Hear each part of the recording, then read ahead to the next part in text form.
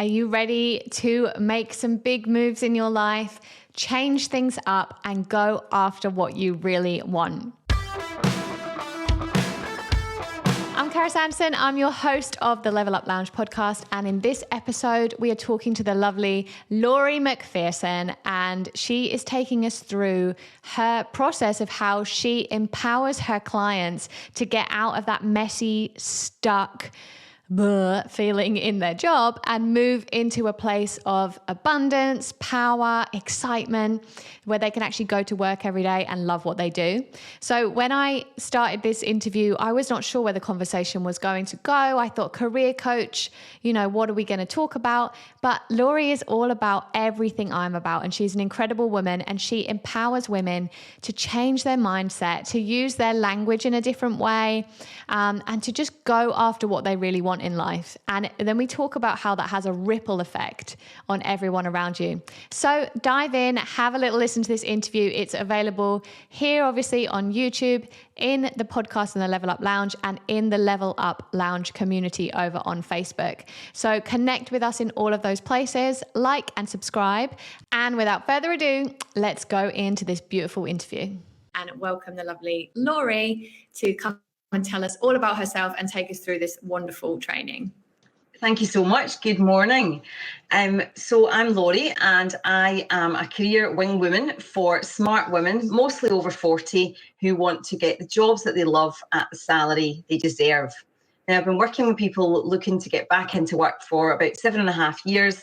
I started off as an employability advisor with a company who worked on the government work programme. So people who often had been out of work for a long time and for various reasons, and learned how to get them back in through lots of coaching, developing and motivating. And when that came to an end, we got made redundant when I was 40. So just over 3.5 years ago, I decided to set up on my own, and started off mostly doing a lot of management training with businesses and a bit of employability on the side. But when COVID hit, my business came to a standstill overnight, and I had a good think about what can I do and what do people need now. And it was a scary time, Carys. Lots of industries were closed, and the green banners were going up constantly on LinkedIn for learning and development, marketing, obviously hospitality, retail, etc.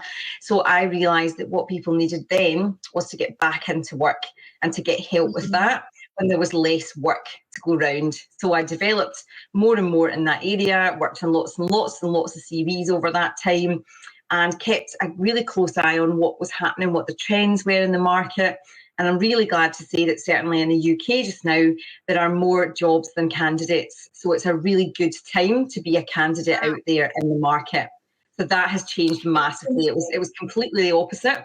Now the work that I do tends to be much more with people who are in work but know that it's just not quite right and want to move to something else that gives them more freedom, gives them more flex, reflects their values, or gives them more money. And at the moment, salaries are really, really high. That bubble. Listen to this. So people can have the limiting belief, like a hangover from lockdown, and now we're going into a recession, that it's like there's a scarcity of jobs and there's the salaries are not high, and it just goes to show you just tell yourself these stories, but the actual truth is there's jobs out there, the salaries are great, women can make fantastic money. It's really exciting.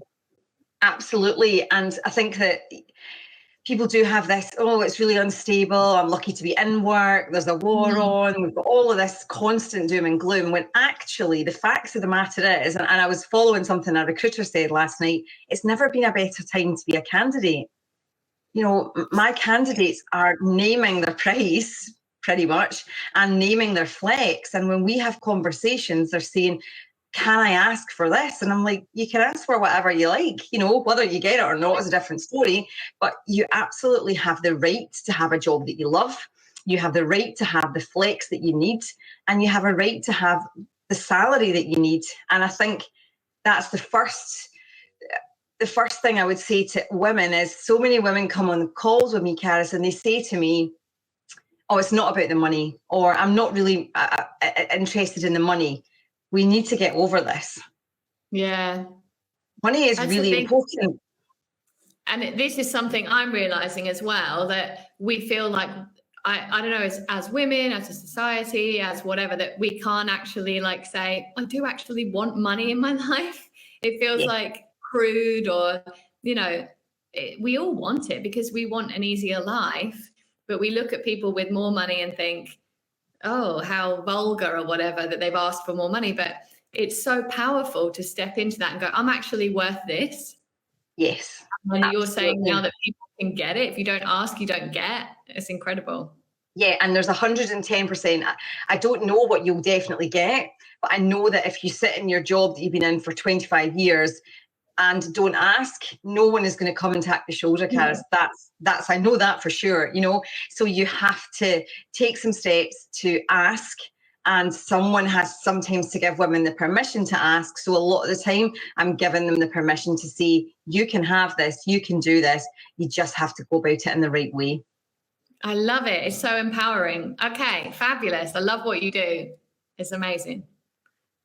Thank you so much. So in terms of getting into that sort of mindset to level up your career, the first thing I think women need to start to think is, if they're in a job that they don't love, they're going to get out of it. That mindset shift from I am stuck. So what happens with my clients is they come to me because they don't like what they're doing, but they're in a job. So they're here, and they know that there's something out there unspecified that they want, but they don't know what it is or how to get there. So they sit in this messy middle, in the weeds, as I call it, and they can sit there for a long, long time. They know they've done with the thing in the past. They don't know what the future is. So they can sit in this stuck place.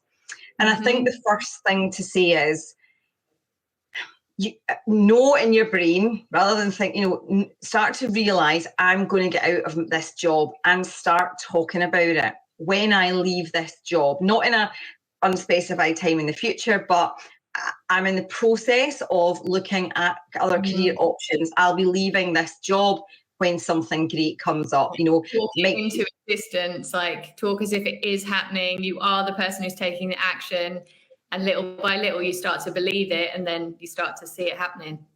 Yes, and don't just say it, because there's nothing worse. Be taking the action as well in the background, but certainly start to have that mindset, I'm going to be leaving my job and getting a new job. And then the first thing to do is to get crystal clear on what you want. Now, I see a lot of people skip this step, Carys. I've been there. They hate their job, so they apply for anything and everything that's not that job to get out. It doesn't work, because it's quite obvious that you're just applying. I call it, spraying and praying, sending your CV to everyone and anyone all over the shop. No specification or tailored stuff going on. It's just out there, and it doesn't work.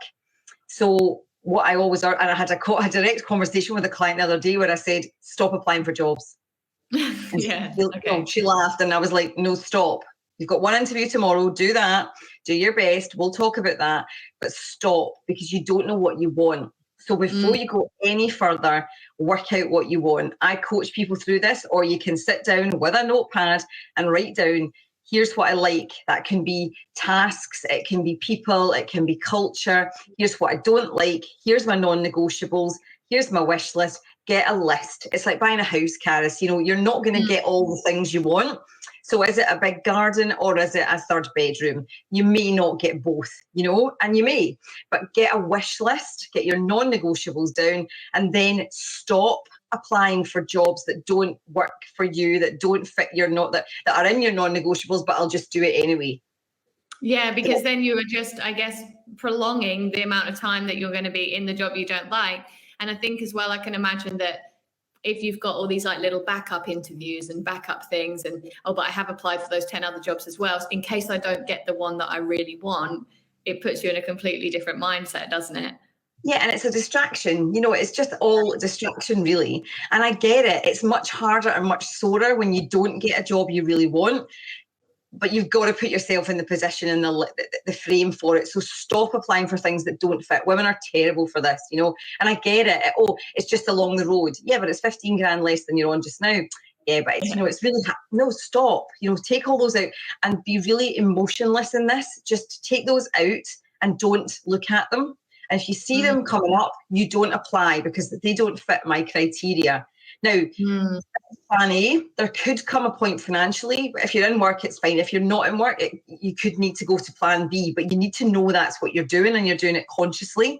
And there's a big difference mentally, Carys, between saying, I'm choosing to do this job right now and I'm stuck because I have no other options. We always have other options. We might not like them, but we 100% have them. And like you said, now there's an abundance of positions around, so there's always an option. You don't have to be out of work. And I think, I don't know about you, when you feel that fear, it's going to stop you from taking the jump. It's going to stop you from applying for that job that you really want to go for. So sometimes maybe having that idea that, you know, there is an abundance of jobs if I need the money, so you don't have to have that fear.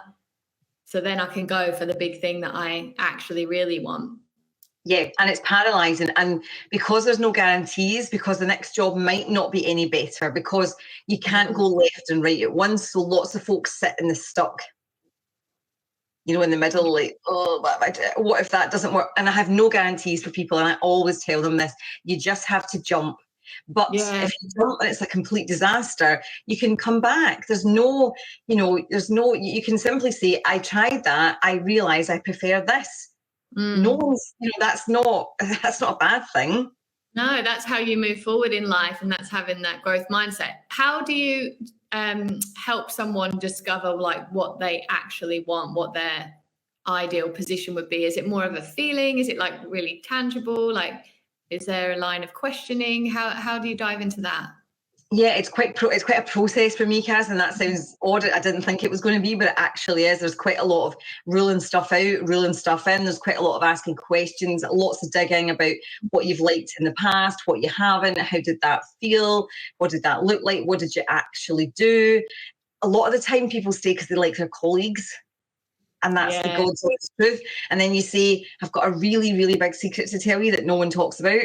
You can still see the ones you like. And it's like, oh, wait, what? I know that is absolutely out there. Yeah, and it's that whole thing of like, is this as good as it gets? Will I ever be able to have a job where I like the colleagues again and also enjoy my job? Like, it feels too good to be true. And we get to have it all. We get to enjoy our job, have the money you want, have the friends you want. I think it's like expanding, like you can have it all, because it's that whole limiting belief, isn't it? Of like, be grateful for what you've got. You can't have it all, You can't have any more. And actually, do you know what? Often you can, but you have to do the scary stuff in the middle. So the first scary thing is eliminating, working out exactly what you want. And then it's quite a process of, we've identified these things. Here's some keywords that are coming up for me that go and do a really general, unemotional career, job search on Indeed or whichever, using these keywords and see what comes up. Loads of stuff that's not for you will come up. That's okay. We don't need to get upset or annoyed about that. We need to just start sifting and searching and seeing what's close to what we want that we might be interested in. And at this point, I ask people to start to have, if they want, some curious conversations where they find someone who does that thing. And I can usually set up a chat and has a conversation with them. That's you have the position you want, like what does it actually feel like to be in that position? Yeah, absolutely. So do that, have some look at some keywords, and then you get into the process of, can you actually do this job now? Because that's the other thing, Carys. We can absolutely have what we want, but we might not be able to have it next. It might be the step after that, because we might not actually have the experience, skills, knowledge we need right now. And that's a hard message, because on the one hand, we think, oh, this is as good as it gets. On the other hand, we're now thinking, I can do anything. And you can, but I would struggle as a 43-year-old, quite dumpy woman to go and be a ballerina. I'd have to take some steps. So, and sometimes I say to people, there are some steps. So go and look at 10 of these job descriptions for this thing. Say, for example, it's a project manager. If one of them asks for you to speak French or tap dance, just ignore it, take it out of the equation. But if 10 of them ask you to have a specific thing you don't currently have, and be realistic about this, do you have it? Could you have it? Might you have it? Can you get it? The ideal is, can you get it while you're in your current role? So whether it's experience of a certain thing that you can shadow someone, ask if you can take over someone's, can I do this for you, for development? Or is it a qualification? Do you need to go and get a qualification? I'm not talking about a 4-year degree course here. I'm talking about a quick and dirty, online course on LinkedIn Learning or Udemy or something like that you can go start to study. All they sometimes want is to see that you're doing it, that you're willing to do it. So, and I think it's just an amazing thing now, like this. I mean, I sound old when I say this, but like the age that we're in, like you can go on Udemy or something and pay £15 and get a new qualification. And even if it just gives you the confidence then as well, like you get it on the CV, you get it on the paper, but to have that confidence, like, oh, I did perhaps already know these things, but now I actually have sat down and done it. I've got the confidence. I believe in myself a bit more. And now I can go for it. And it's actually really easy. Yeah, it's really easy. And there's no substitute for experience, but sometimes it's just about, I've grabbed that piece of paper, plus I've actually done the thing. So now I can show you that I can do it. So is there a thing you need to do? Is there a gap? If there's a gap, go and do it, or potentially find a job that lets you do it, that's got a bit more of that thing in it. Go and do that. So as I say, and no one wants to hear this, it might not be your next job, it might be the one after, but go with, again, that growth mindset of, I'm on my path. Yeah. And, I'm working towards, because people spend more time planning the chair covers on the back seat, on the back of their seats at weddings than they do their career. Yeah. That's actually true. That's when you put it into that perspective, that's crazy. I think that we have, a lot of people have that limiting belief of like, I'm just lucky to have a job. And it in this day and age, we'll say it again, but like there is obviously so many different paths people can take now. It's not just like you just get a job and you're done. Like job satisfaction and the joy of going to work, like it can actually be a thing. You can actually love your job. You don't have to just go to work for a paycheck and live for the weekend and and be stuck and just be grateful. I love what you're doing, empowering women to do this. So I'd love to know, like, your clients' successes. Like, what's the life transformation when people feel empowered to go for their dream job and they actually get it and their life starts to transform? That's what I would love to hear about.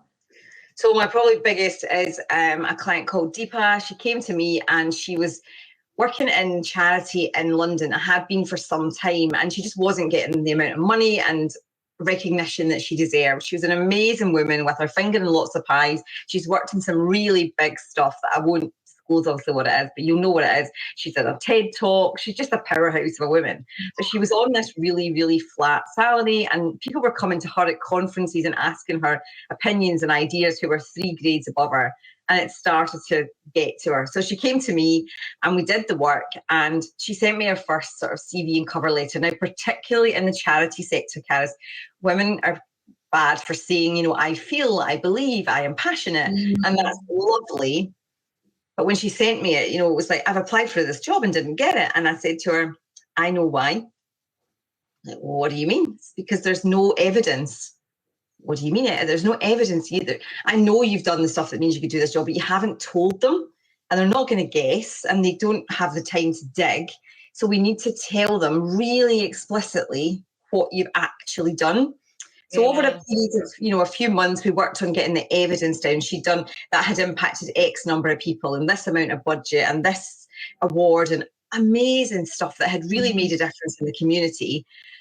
So she went for one that she really wanted. Now, she herself is from a refugee background, and this was with a refugee charity, didn't get it. I'm devastated. So I always call this the dip. Just before you can get the job, you go into the dip, and it's horrible, and it's like, this isn't working, and all of that. Well, you're in the dip. But they said, you're amazing, but you're not what we need right now. But would you like to sit on our board? Amazing. So she gets to have influence there. Then weeks later, the chairperson there recommended her for another one. She got this job. So she's now 20 grand better off and on the board of a charity that she firmly and passionately believes about. But more than that, she's since moved again. And I've seen this happen quite a lot lately, because these women are getting a whiff of their worth and a whiff of what they can do. And they get confidence. and it's like rocket fuel. And basically I've seen her then joining all sorts of purposeful, she's been working with another coach since, and she's doing all sorts of things. She's been on an advert, and it's just gone. And I'm 100% not saying this is all down to me. She's taken this knowledge and learning and gone with it. But that transformation for me was one of the biggest and best, because it got her something she cared so passionately about, but it's also set her off on another path.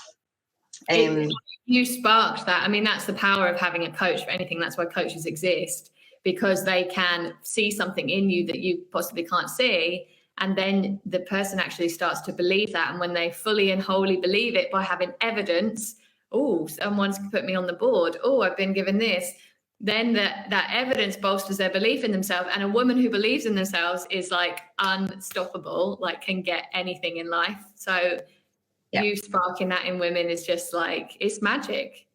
Yeah, it is. And I had another one who was in HR, really, really good at what she did, but she just lacked confidence. She came to me, she was going through redundancy and didn't really want to change her whole path, just wanted a different job. So again, she was getting interviews, wasn't getting the job. So we talked a lot about the evidence of what she'd done, and she just wasn't getting through interview even after that. So one day I said, right, okay, we've done this sort of talked about what you need to do. Let's do an interview. And she was using lots of minimizing words, Carys. I think I can do that. I believe. And I just immediately said, that's it. It's those words. You're not coming across as being confident that you do believe you can do it. I believe you can do it.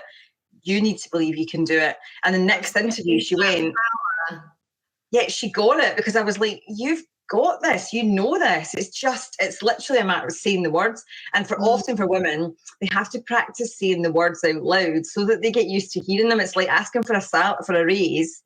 Because what they do is they say, I would like 50,000, but I mean, if you can only give me 20, that's not that. But no, you have to ask for the thing and then stop talking. Yes, and give 100%. 100%. Two things I wanted to say is I think that not to really gender role generalize, but it's a more masculine energy to go, hey, do you know what? I'm really good at this and I've achieved this, and this. What do you think? Like, that's such a more masculine energy, and the feminine energy is a bit more like laid back and pulled back. But as women, we can step into that masculine energy like when we need it. And I think that language that you're saying there is exactly that. The other thing I was going to say is I used to do this. So as a coach, as a personal trainer, I would do like one-on-one VIP personal training with like video calls, and I get someone on a discovery call and we had to talk through what the program's going to be about. And then when it came time for the price, especially if it wasn't on a video call, it was just on an audio call, I would be telling them the price of the coaching, but I would be cringing in my face, like as I was saying it, like I don't want to tell people that I need money from them. And when I just stepped into that, like, oh, I'm really good at what I do. If you want it, then this is how much it costs. Like when you go into a shop, right? H&M are not hiding their prices from you. Like, this is what I do and how much it costs. And just that, like, stepping into it in that way that you said, not like, I believe I'm worth this much, but no, I'm worth this much. I can do this. Like, the whole energy changes. Now I just text people my price. And you believe in it so much, like, it's just, that's what it is. Yeah, and there's no shame attached to asking for it, but you have to practice it usually to say, here's what I'm worth. And also, like you said, here's the evidence, here's what I've done. And this is where, again, I don't know what that is. Yeah, let's get that down on paper. Let's practice and let's prepare and let's make sure that we get that money that we deserve, or flex, or whatever it is that you want. And it may not be money, but money's good too. Yeah, and I think that's the thing. Don't be afraid to recognize what you actually want, and then step into, and that's the thing as well. Like, it's easy for us to say like, oh, just, step into the power of believing what you want. But you said there, like, you have to practice the words. You have to practice saying it to yourself. You have to have proof. You can have proof from somewhere else in your life that you can actually do that thing. It starts to bolster your belief. And I think using that language that you're talking about over and over again actually makes new connections in your brain. So you actually start to believe it. And then you walk into that interview like, I am this person, I believe it. Yeah, absolutely. It's a huge difference between that slightly apologetic and that's what it costs. That's what it is. I don't walk past my local designer shop at Carys and get angry because he's charging £650 for a pair of Jimmy Choos. That's the price. I either pay it or I don't, So it's that, okay, I've got a friend at the moment, he's in a great job he really enjoys, but he's looking at something else for cash. So he texted me yesterday, am I reasonable? Yeah, ask. And if they don't give you it, you don't move. Simple as that. They don't get you. And I think so often we see people who are like laddering up quite quickly, or like we see people who are successful or whatever you want to say. And we're like, oh, how did you get up there? And it's often just because they were tenacious and they just asked and they just believed in themselves. And yeah, if you don't ask, you don't get. If you don't push forward, no one's gonna do it for you. No, and I think that's asking. I always talk about how much I ask for in my business, and I ask for tons of stuff, and I get lots of it because I ask. I asked. I put out a post at the beginning of this year saying I want to speak in groups and on podcasts, and I got it, and it's been great for the business. But had I not asked, it wouldn't. No one's chapping your door. I've just put myself forward for a local committee that will be really good for my profile, but I asked to go on it. Again, well, they did slightly hound me, but I asked. You have to be ready to ask. The reason people who are above you or doing better or whatever language you want to use is usually because they've asked and they've put themselves forward. It's that thing, and it's deeply uncomfortable. So I also have a sort of rule that I force myself to do it so that people see me do it, and I force my clients to do it. Is to start to shout about your achievements. Yeah. Start to post about them, start to talk about them, start to ask for things, start to put your hand up, whether it's a committee, whether it's organising the Christmas party, whatever, so that you get seen and known. And I fully acknowledge that this is harder if you're introverted.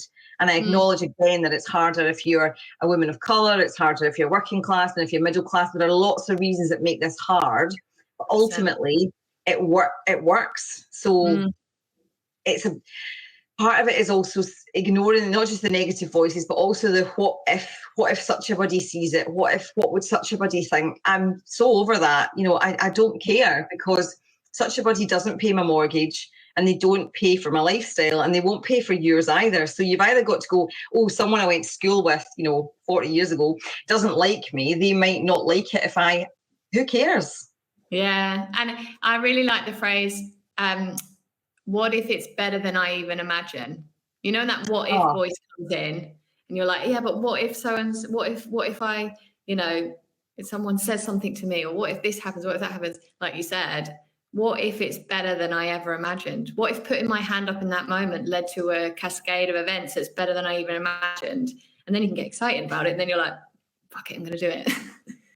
And that's the thing. It's like, I always say to them, I don't know what's going to happen if you post on LinkedIn. I don't know what's going to happen if you put yourself. I do know what's going to happen if you do nothing. Yeah. So that's really sweet. But, you might be asked to speak on a panel, and it's funny because we work on Zoom and they're all like, and you're like, you might be asked, and I'll say to them, so I'm going to write your CV, first line, I'm going to put expert, and they all go, and I'm like, okay, so you're not the expert. You've done it for 30 years, but you're not the expert. Can you show me who is? Is it someone with swishy? For me, it's always going to be someone with swishier hair, a better handbag. They're not the expert. They just think they are. We're led to believe that expert, specialist, professional. These words, we need to claim these words. Yeah. We need to stop using the try, believe, and just. I say to my people, go and read back in your last 10 emails.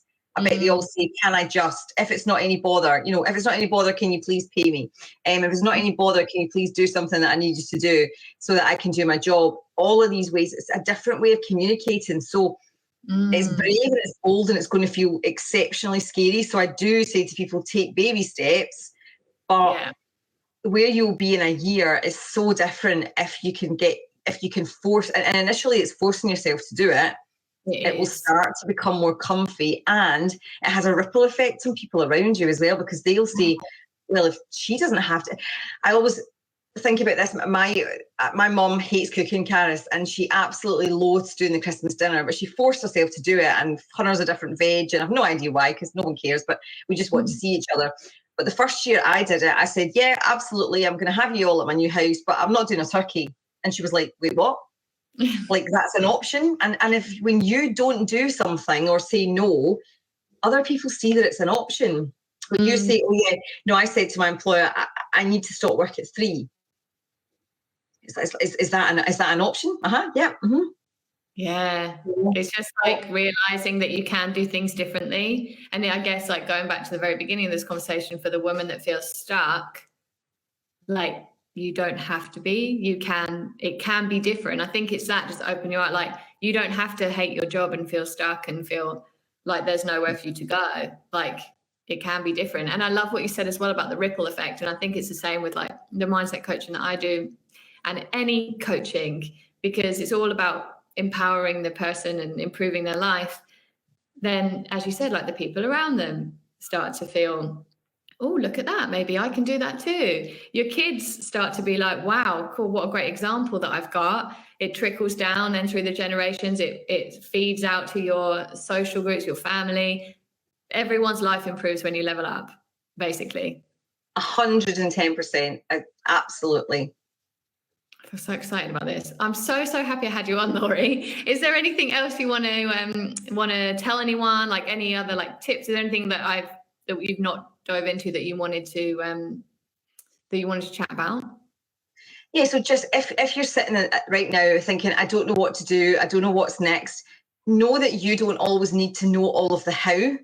You just need to know that you're going to start the process of working out what you don't want, working out what you might want, doing some investigation, looking for folk who do the thing already, asking people, talking to friends, attending events. That is all out there. We've never had a more connected world. You can pop on LinkedIn underneath networking, jump on any event, on Zoom, use Eventbrite to find things, turn up. It might be, honestly, I've never been to something that's a waste of time. Either I've been able to help them or they've been able to help me, or both. So know that it's going to change and just start. Don't think you have to know where you're going to end up, and never feel embarrassed about not knowing all the answers. There are people out there like me who can help you.